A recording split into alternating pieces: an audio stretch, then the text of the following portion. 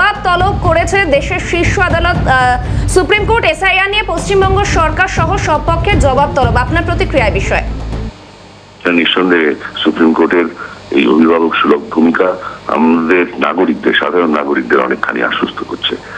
এ রাজ্যে এই এসআইআর প্রক্রিয়া বিহারে চলাকালীন যত ধরনের অভিযোগ, যত ধরনের এই প্রক্রিয়াকে বাধাগ্রস্ত করবার জন্য উদ্যোগ হয়েছে, এই সবটাই আতস কাছের তলায় আসা দরকার ছিল।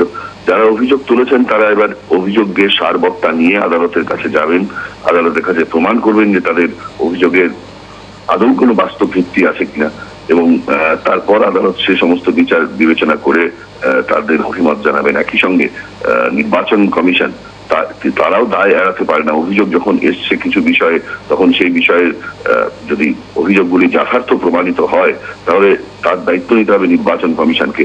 অর্থাৎ সার্বিকভাবে এই মুহূর্তে যেখানে এসে দাঁড়ালো সেটা হচ্ছে এতদিন যে বয়ানবাজির রাজনীতিটা চলছিল, অর্থাৎ মৃত্যুকে জুড়ে দেওয়া হচ্ছিল এসআইআর প্রক্রিয়ার সঙ্গে, এবং আরো নানা রকম দুর্ঘটনার কথা আমরা শুনতে পাচ্ছিলাম, অনিয়মের কথা শুনতে পাচ্ছিলাম আমরা।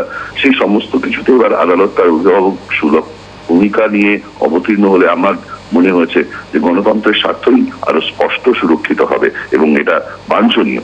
বিশেষ করে অদূরদর্শী, অপরিণত রাজনৈতিক বুদ্ধি এবং উদ্দেশ্য নিয়ে যদি এসআইআর এর বিরোধিতায় কেউ অবতীর্ণ হন, তাহলে এবার আদালতের সামনে তাদেরকে গিয়ে সেটা প্রমাণ করতে হবে যে সাংবিধানিক সংস্থার প্রক্রিয়ায় কোথায় ভুল আছে, সাংবিধানিক সংস্থার যে দৃষ্টিভঙ্গি তাতে কোথায় ভুল আছে।